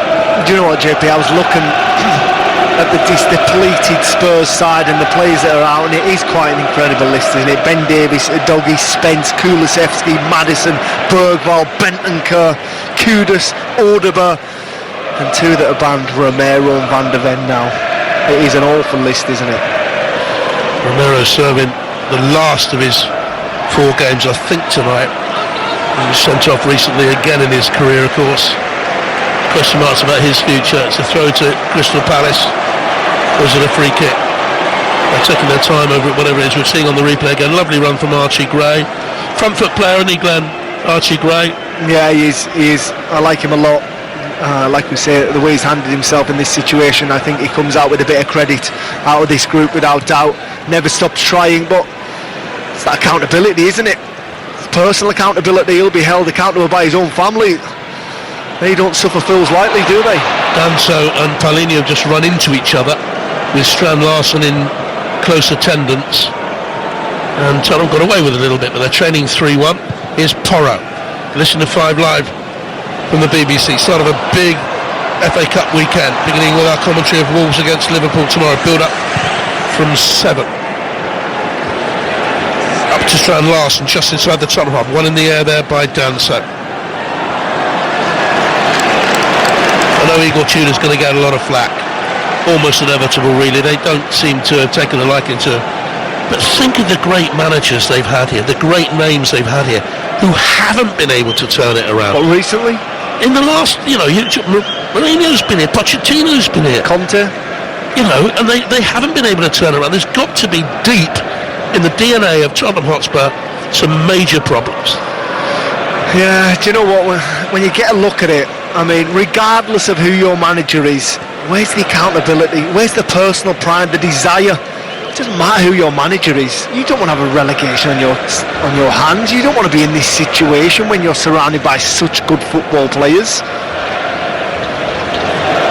Crystal Palace have possession with young JD Canva, the signing from Toulouse, the French under-21 international. Back to Richards from Birmingham, Alabama, the USA international. And Ismail Assar has it now for Crystal Palace, down the line, looking for the run of Klein. Klein's crossed into the middle, Stan Larsson facing away from goal, brings it down, Wharton in attendance, switches to his right foot, shoots, blocked by Danso, and it springs away, deep, 80 yards back into Crystal Palace territory. We're approaching the hour. Palace are leading 3-1 at Spurs. And by and large, they've been good value for it as well. The extra man is making a difference now. Klein into the penalty, a dead ball line. Ooh, he absolutely launches across through the penalty area there. That's like he needed a little tickle down the fine leg, and he's absolutely ballooned it over deep mid-wicket. Unfortunately for him, there were no Indian players to catch the ball as they were against England today in what was in the end a really exciting run chase, but they're out. I enjoyed listening to it. Test match special team over there, been great to listen to them all the way through the tournament. Stephen Finn, I think, has had an excellent tournament in the commentary box. Simon Mann used to go to school with me. Here's Kamada for Crystal Palace, left-hand corner of the box. Gesson runs it into a little bit of trouble. Porro will clear his lines. Sarr for Spurs, training 3-1 on the hour, 5 live from the BBC. Tell cutting in from the left-hand side, unopposed. Palace quite happy from to have the ball. Now Porro has a little check. What's on up front? Drops the pass in short to Solanke, cleared by Richards only as far as Gallagher. They can get another one. If they can get one in this second half, in the next 10 minutes, this place could come alive again. Gallagher tries to get beyond Richards, runs into him between the box and the right-hand touchline, spins again Gallagher and forces the corner off Chris Richards. Yeah, it would put an element of doubt in Crystal Palace minds, wouldn't it? I wouldn't say they're managing the game well, Crystal Palace, for the situation they're in. Spurs are having a go. Spurs would need 3 to get anything out of the game. Palace have conceded 3 in recent games. Home to Burnley, home to Chelsea. They seem to have turned around that miserable run they were on. This would galvanise that run of improved performances. They are 3-1 up, but defending this corner kick. Porro with it from the right-hand side, angles it slightly too deep. It's headed away to Tell. To check back to his right-hand side and work it out to the right-hand touchline. Gallagher will do just that. Porro trying to get a run off Kamada, who came across and simply ran into his man. A goal kick has been given. Now, Daichi Kamada made no attempt to play the ball. He turned, he looked at the Tottenham player and ran into him. Yeah, no, he didn't, did he? He waited till the very last moment and then just barged into Porro, who's still down. Kamada is consoling him. Porro's asking the question to the linesman who's closest to him. A little bit of a torrent of abuse, an arm gesture. Not very happy, Tottenham man. Well, he clearly didn't look at the ball, Kamada. He just like watching a blocker in American football. That just ran into Porro. He's holding his ribs and spinning his right arm, like Pete Townsend used to do with his guitar for The Who. I don't think he was that badly injured. Pete Townsend, Glenn, no, before your time? The Who, yes, The Who. Produced by Bill Curbishley, brother of Alan Curbishley, manager of Charlton Athletic, West Ham and so on. He produced Quadrophenia the movie, I don't know if you knew that. Crystal Palace, what are we looking at here? Substitute coming on? Brennan Johnson, former Spurs man. I wonder what he thinks of the situation at his former club. I hope he gets a good reaction when he comes on from the Spurs fans. Here's Sarr. Back into his own penalty area, Vicario. Big speculation before the game that Vicario wouldn't be in the goal, Kinski would. Whether or not there was a change of mind, change of heart at the end. Palace have it back, Wharton scoops it to the halfway line, 3-3-1. And Stan Larsson nearly got Gesson on the way. Vicario has to come out of his penalty area, all in orange, and head it clear. And Wharton is very quick to pounce on Porro, couldn't keep it in play, and then the referee's given a free kick against Wharton. Belatedly, Well, you mentioned Brennan Johnson. I would like to think he would get a very warm welcome with the stature of the goal that he scored at the end of last season, the Europa final. You can hear that Palace fans singing his name. Join them from Tottenham Hotspur. The January window. He was here for 2 years, played over 100 games for them. 107 actually, 27 goals, the most important one won the Europa League. Hasn't yet scored for Crystal Palace. Just need to freshen it up a little bit, I think, the Eagles here. Could this be the night? Could this be the night he gets his goal? Yeah.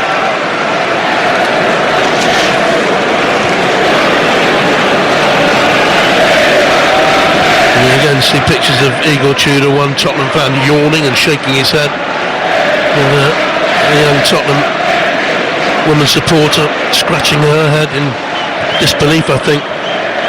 Oliver Glasner is animated. Palace have possession and they're on the attack down the right hand side, attacking the Spurs defence. In comes across, looking for Strand Larsen. Well played, Danso got it away. The clearance drops from Richards. Gallagher prods it in the direction of Sarr. It's all a bit scrambly. Sarr comes out with the ball. Here's Gallagher facing his own goal. He's 30 yards out from his goal. He did well. Back to Danso. Crowd applauds. A lot of them have come back into the second half, but not certainly by no means all of them. We did see pictures of fans streaming away down the high road. I was going to throw that one at you, JP, actually. I was giving them a moment to come back in after their half-time beverages or whatnot. How empty do you think it is? 40% have left? Well, there's big gaps. Maybe not that many, but you can see empty grey seats all around us. Palace have possession. Gesson, 5 live from the BBC. 66 minutes gone. Gesson allowed to travel here. 30, 40 yards. If he plays Sarr in, Sarr could get another one here for Crystal Palace. Is he onside? Oh, Gesson carried and by the time he released, Ismaila Sarr was offside. The referee spotted the flag that says play on because Tottenham had the ball, and then Mitchell just clips Pedro, easy for me to say, Pedro Porro as he spun, and it's a free kick for Tottenham Hotspur, 2 yards outside their penalty. And what a chance that was for Palace, Glenn. Yeah, Gesson just meanders right through the heart of the midfield, doesn't he? And he should play the ball an awful lot earlier, because Ismaila Sarr would have had a shot on target. Once it gets to him, he tries to put it back across for Strand Larsen, but he had just strayed offside again this evening. Oh, this is lovely to hear. Ovation for Brennan Johnson from all 4 corners of the ground. On comes the man whose goal gave Tottenham the Europa League trophy before he moved on to Crystal Palace in the summer. A first trophy since 2008. 11 different clubs have won trophies in the top flight since 2008. Not just in the top flight, I think I'm including Wigan in that. Now, Spurs are about to make another substitution as well, I can tell you, because Richarlison's getting ready. They've got a very thin-looking bench. They've already sent Gallagher and Bissouma on. They've got youngsters on that bench as well, with no experience at all. But they're on the attack here. This is a good run and a stab at goal by Solanke, as he came in off that left-hand touchline and drilled it at the keeper, who saved well. But you know what, as he was driving in off that left-hand side, he had a look, there was no options in the box, so he knew he had to sort of manufacture a shot in some capacity, and he ducks inside Richards and he pulls it back across to the near post. It's actually a good stop from the Crystal Palace goalkeeper Henderson with his feet. A warning shot from Spurs. Tottenham have it on the far side from me. Bissouma tucks it back into his own half, and it's launched then up towards Porro. Looked a little bit offside, headed it out wide to Archie Graves, off the pace, couldn't get there. It was not a good header by Porro, and Palace have possession again. Kamada, Strand Larsen back to him. Gallagher doing the intensive pressure, but Crystal Palace maintain possession at 3-1 up with 22 minutes to go on 5 live. Adam Wharton all alone, centre circle, rolls the pass out to Chani Ria, the Moroccan international, so beset by injuries since he joined. Needs a a run of games, needs a run of luck, the former Barcelona youngster. Palace fans applauding every touch of the ball by a man in red and blue. Yeah, good spell of possession by Palace, just keeping the ball, being expansive, hard to mark for this 10-man Spurs, moving the ball around this back line, recycling it from the right to the left, to the left to the right, just waiting for that moment to go into midfield to try and penetrate Spurs. Here's Charlie Rian again. Time to roll it back to Chris Richards, who's led that defensive trio very well today. Only missed 4 games this season. He started 11 in a row now. The USA international, not in their recent squad. In the Copa America in 2024, hopes to be part of their World Cup squad. Daichi Kamada, current Japanese international. JD Cambo. Strand Larsen on the turn, goes for goal from inside the penalty area, shoots wide. Goodness me, Glenn Murray, how much room did he have in there to get the turn off? An awful lot, didn't he? Chop back in and tries to swing at his left foot. It's not an awful long way wide. You can see what the Crystal Palace striker's doing, but if that messes in the back of the net, that would have been some sequence of passes leading to that goal. Well done, Glenn, covering for me again. The puffing Billy next to you tonight, the old cough and cold. Well, at least the spring's here. I won't let you down. Vicari, outside his 6-yard area. Palace fans trying to put him off, and he angles the pass out towards that far side. Tottenham have possession. And here's Kevin Danso. Out to Porro, long, seeking pass, far too far from Dominic Solanke though, and into the hands of Henderson, who can roll it out. And Spurs' initial burst at the start of the second half seems to be dissipating a little bit. Down to 10, they've had to do a lot of chasing at the start of this second half. Richards, plenty of time, inside the centre circle. Taps it to his left-hand side. Palace doing nothing to increase the tempo of the game. They don't want to. They want to slow it down. No, they've got a busy fixture list coming up as well as Spurs. They feel as though the points are in the bag here.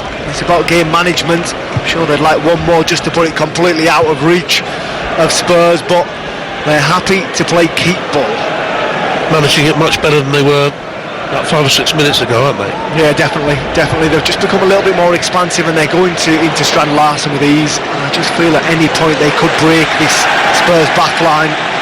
A couple, 2 or 3 really good passes. Wharton and Strand Larsen. He's gone down in the penalty area. The referee says it's a free kick to Spurs. As Strand Larsen rolled beyond his defender, both of whom have ended up on the deck. Danso and Strand Larsen. And we're seeing it again into Strand Larsen's foot, and he kicks down onto Danso. The referee got it right.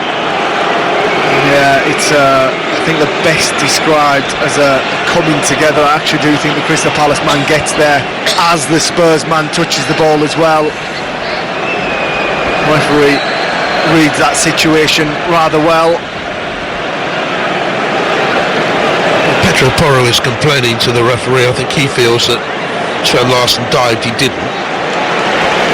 And another Spurs substitution. Xavi Simons is going to come on for them. And Richarlison too.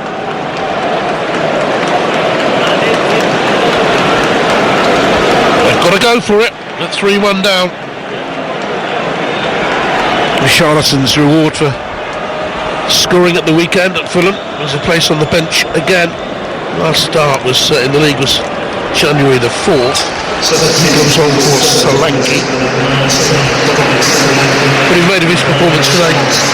Yeah, I mean he's got a goal. It's hard to judge him on it. He's never stopped running. He holds it up when he can, but ultimately the creation around him and the supply line hasn't been there. JP. Porro's going to come off. He had the captain's armband after Van der Ven was sent off. He's given the armband to Vicario.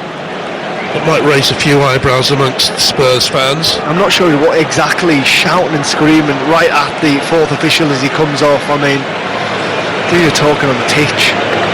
Oh, he's just swept down an arm and cuffed the back of a seat as he goes down there into the dugout. Plays with his heart on his sleeve, Pedro Porro. He's still chuntering away down there as he puts on his big padded sort of sleeping bag thingy. And Palace clear up to the halfway line. No, they don't. They've given it away. Simmons. Tottenham 3-1 down. 16 minutes to go. Simmons looks for the return. And it's cut away from Canvo, who's been steady tonight for Crystal Palace. Throw to Spurs. If they can get one, can they reawaken the crowd? Can they reawaken this big club? Porro looks disgusted with something or other. The referee, the assistant referee, demons in his head. Who knows? It's going to be a throw to Tottenham 5 live. Danso warms up, takes the throw in, and it's come in the end off a Tottenham player, Papsar, I think. It's going to be a goal kick. We got it all wrong there. Yeah, he did, yeah. Low missile into the box. Can't quite find a Spurs player. A list of the Tottenham players I read out at half-time. Great names for the past. There's so many you could put in there. Archibald, Crooks. Great names for the past, great tradition. Big names watching from the touchline, all out injured. That has made a big difference to the season, but a lot of clubs have a lot of injuries. Sarr pressurising Danso, turns it around. And it's cleared away now by Basima on the angle. Chance for Xavi Simons to take on Wharton. It was a sloppy pass from him, but he gets the benefit of the poor clearance by Kamada and goes between Kamada and also Brennan Johnson it was. Then he holds up play as he advances towards the edge of the penalty area. Tottenham fans a bit dismayed by that. They're forced backwards now. It was an opportunity. It's gone, you'd have thought, with a quarter of an hour to go, trailing 3-1 on 5 line. Archie Gray. Gray to the right-hand touchline. Gallagher has it. Back again then to Archie Gray. And all the way to his goalkeeper. Vicario launches long up towards Richarlison, beaten in the air by Richards. Quickly on towards Papasar. He's fouled by Wharton, and it's going to be a free kick for Tottenham, halfway inside the Palace half and plumb dead centre. Yeah, he's Basuma standing over it. Xavi Simons wants it. Simmons been a bright spark. I've actually really enjoyed his performances for Spurs throughout the season. Felt for him at times in that number 10 when he didn't really have a natural number 9 in front of him, but definitely a very good player in there. Here's Danso, left-hand side of the centre-back trio. Palhinha, the central player of that trio, and Archie Gray now right-side centre-back of 3 with Gallagher playing in the right wing-back role. As Igor Tudor spins things on again. Xavi Simons to the left-hand side of Basuma and Papasar. Gray closed down by Johnson, and it's going to be a throw to Tottenham with 77 minutes gone. They're trailing 3-1 and they're deep inside their own half.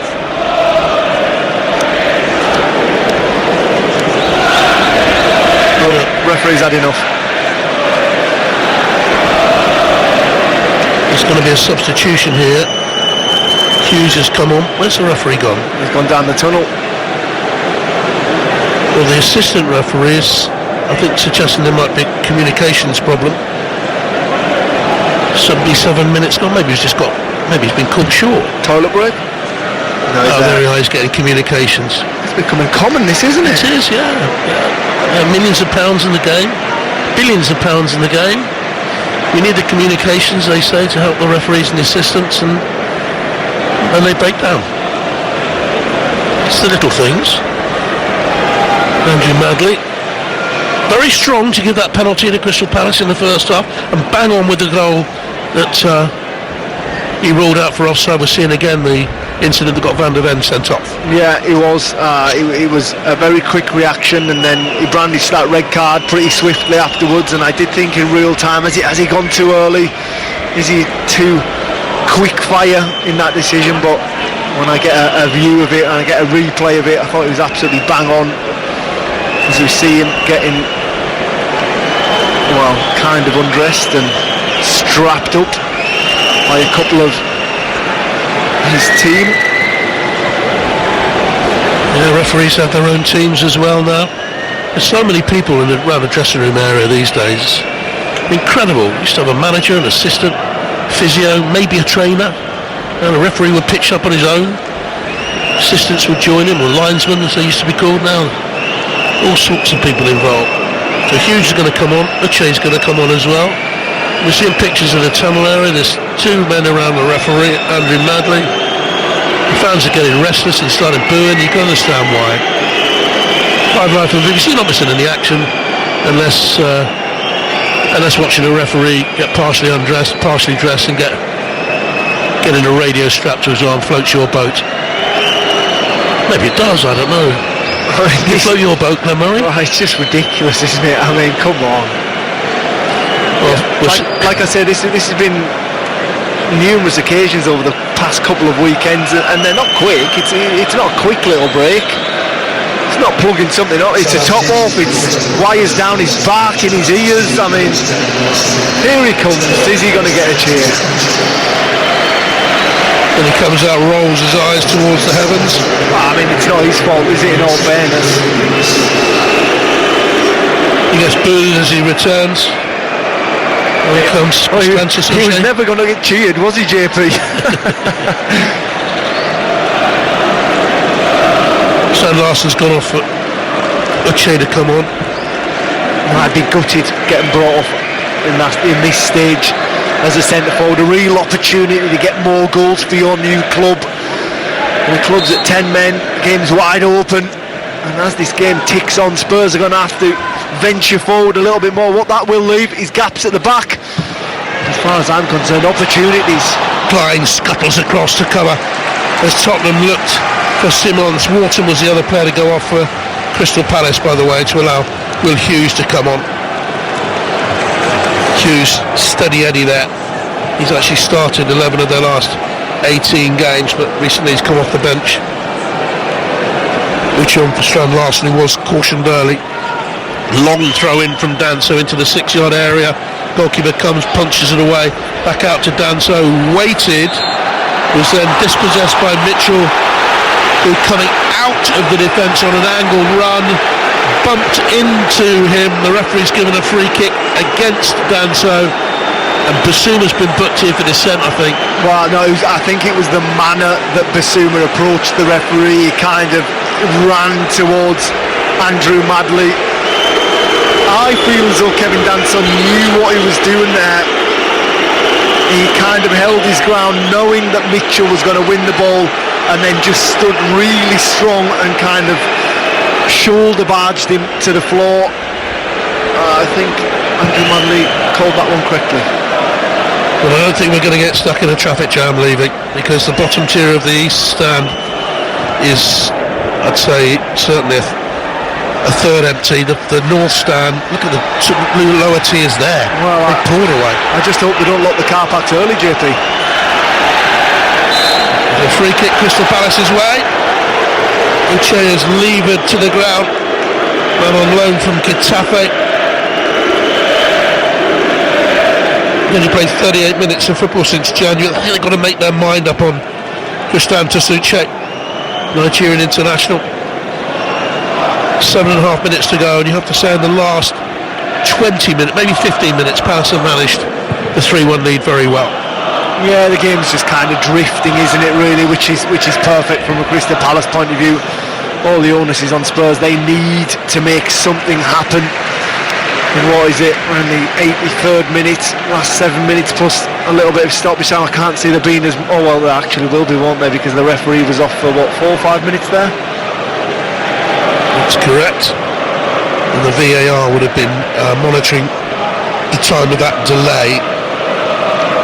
Palace have possession inside their own half. Tony Riyad takes it back again under no pressure whatsoever. I mean, Crystal Palace have been really happy just keeping the ball at the back, haven't they? They haven't really tried to gain any advantage higher up the field. I mean, sporadically they've gone forward, but there's been no real urgency to put this game to bed, has there?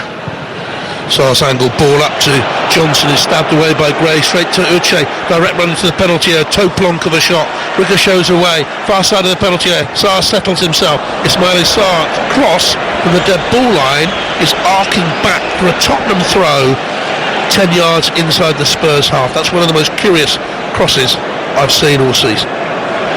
But there you go. It's going to be a throw to Spurs. Gallagher takes it, and he's bundled to the ground. Ironic cheers for the referee for giving Tottenham a free kick. To be honest, the Tottenham fans are venting their spleen at anyone they can. You can understand the frustration of Tottenham Hotspur fans. Do you know what, JP? I'm not sure I've seen a stadium with at least 10 minutes to go in this fixture as empty in the Premier League. Well, Innick will be looking on. They'll be seeing these pictures, whether or not their representatives, I should say, are here or in the Caribbean or wherever they're watching. They'll see the empty spaces. Here's Simons for them outside the centre, so they can still get something out of this game. They need to score soon. Sarr in inverted rears rolled it back to Simons, who's clipped by Kamada, and it's a free kick here for Tottenham just outside the penalty area. Well, wherever they're watching, JP, I'm sure it'll be from behind the sofa. Well, it's good news for Tottenham fans is they've got a free kick, and the bad news for the whole game in general is that Andrew Madley is readjusting his new communication system.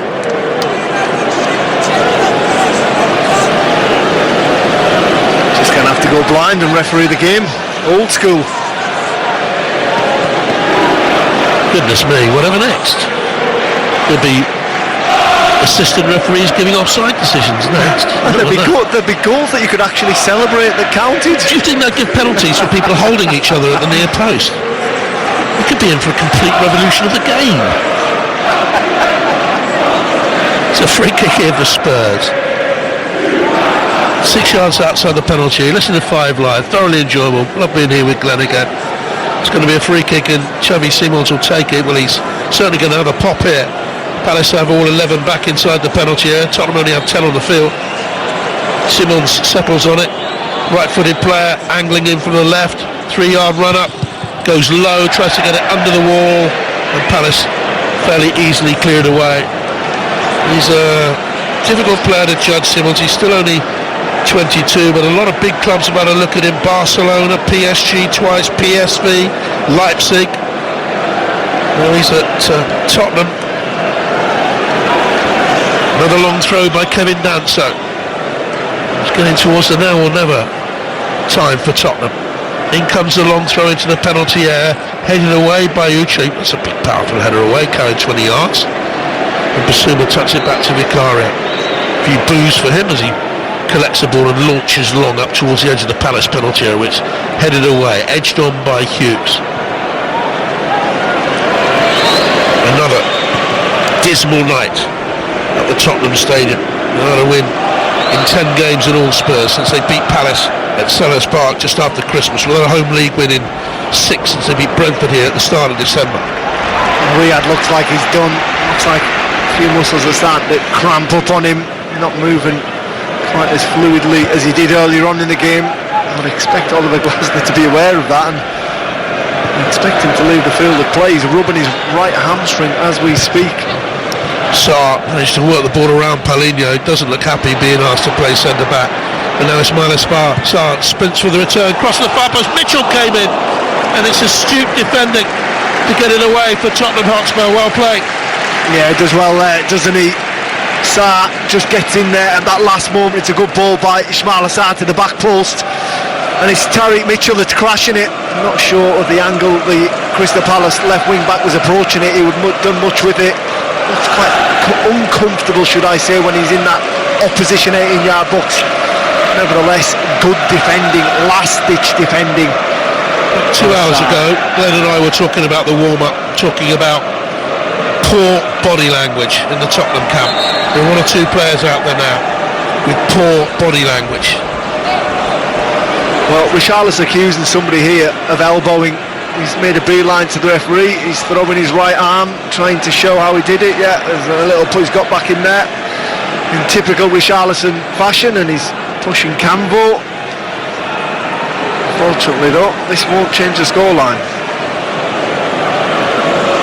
Tis Tell also trying to push Cambo away from it. He's 19 years of age, JD Cambo. I think they're saying that Cambo has thrown an elbow at Xavi Simons. We haven't quite seen a replay yet, but there's been a lot made of this incident.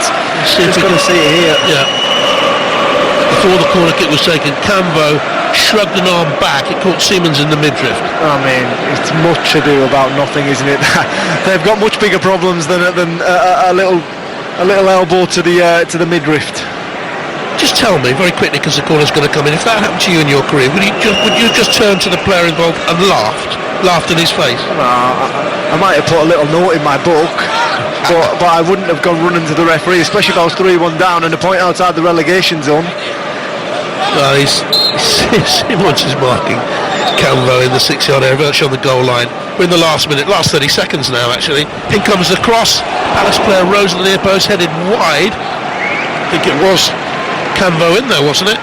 Yeah, I think it was, just crashing across that front post, and he meets it, gets a little bit too much purchase on the header. It's actually punched onto him by Vicario, and then subsequently goes out for a goal kick. What are you going to take right now?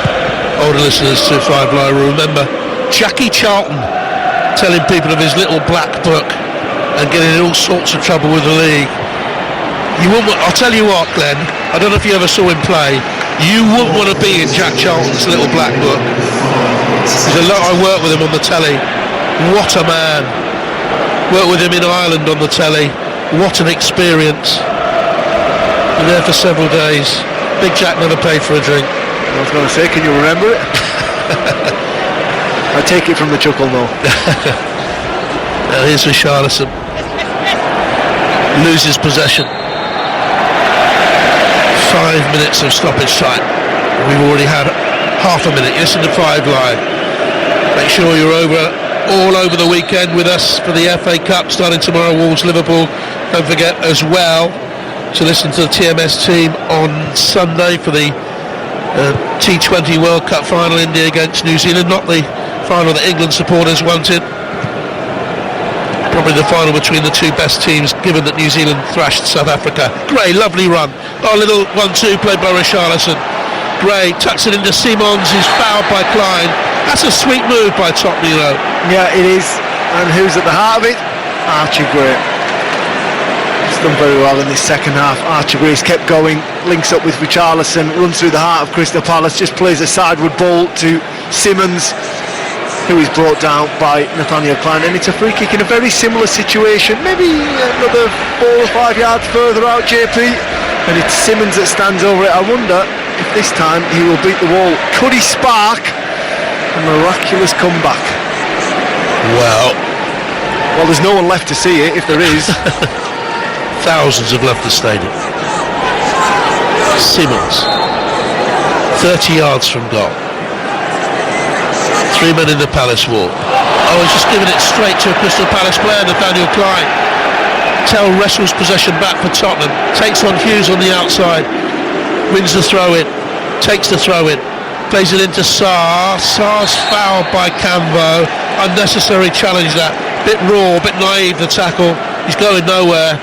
And it's a free kick for Tottenham, whose Igor Tudor looks pensive on the dugout. Come on, you Spurs, so it read 3 ladies of certain age sitting in the stand. Young ladies, all of them, of course. Yeah, to you, JP, maybe.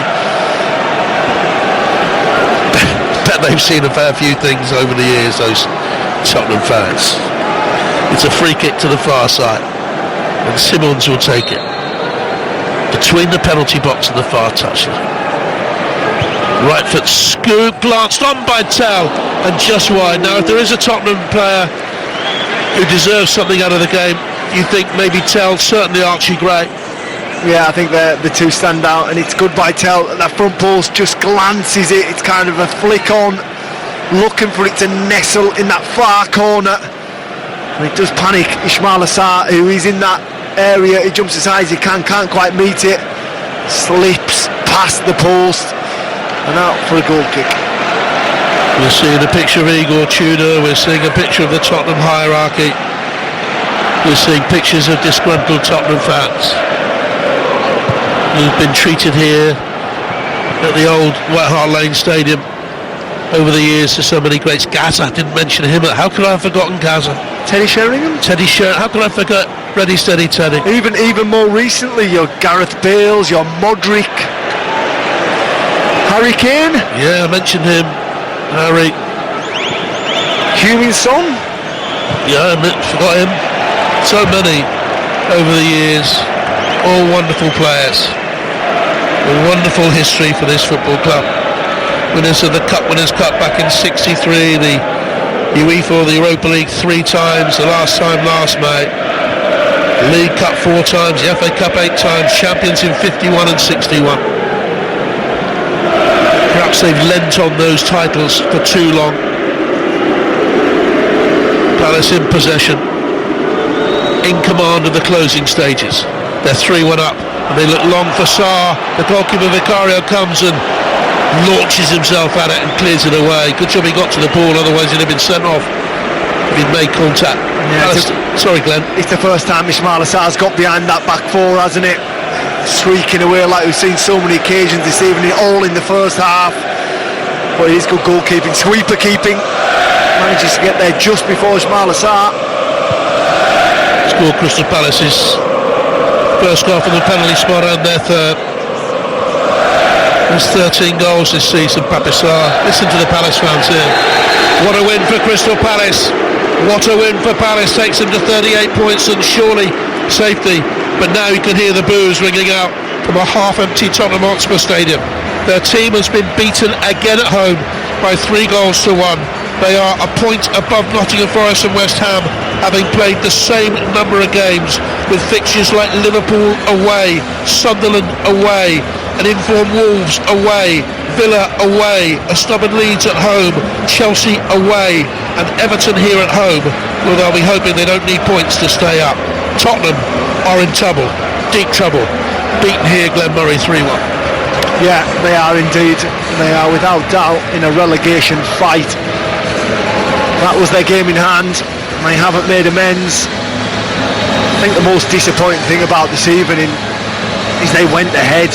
They had the opportunity to take the game on, to get 3 points. They've done the hard work by getting their noses in front.